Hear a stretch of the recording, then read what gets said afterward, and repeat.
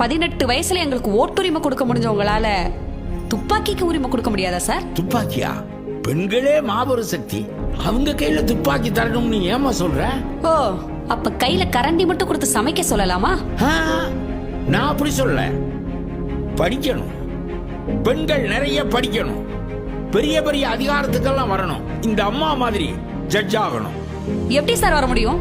எப்படி வர முடியும்? 9 வயசு பிஞ்சு குழந்தைய கூட விட மாட்டீங்க. ஒருத்தர் மட்டும் இல்ல, கூட்டம் கூட்டமா சேர்ந்து நாசம் பண்றீங்க. பெண்களை கடவுள்னு சொல்லுவீங்க, இருக்கிற எல்லா நதிக்கும் பெண்களோட பெயர் வைப்பீங்க. ஆனா உங்க முன்னாடி ரத்தமும் சதையுமா உயிரோட நிக்கிற ஒருத்திய வெறும் உடம்பா மட்டும் எப்படி சார் பார்க்க முடியுது உங்களால? நித்த செத்து பொழைக்கிறோம் சார். இருட்டா இருக்கே, அங்க போனா 4 பேர் வருவானோ? ரோட்ல ஆள் நடமாட்டலையே, இங்க போனா 10 பேர் முளைப்பானோ? பஸ்ல 10 மணிக்கு மேல தனியா போக முடியாது சார். 5 பேர் துரத்துவானோ, கிளாஸ் ரூம்ல வாத்தியார் கை வைப்பானோ, காலேஜ்ல ஆசிட் அடிப்பானோ, அதை பண்ணுவானோ, இதை பண்ணுவானோ, நித்த யோசிச்சு எப்படி சார் படிக்க முடியும்?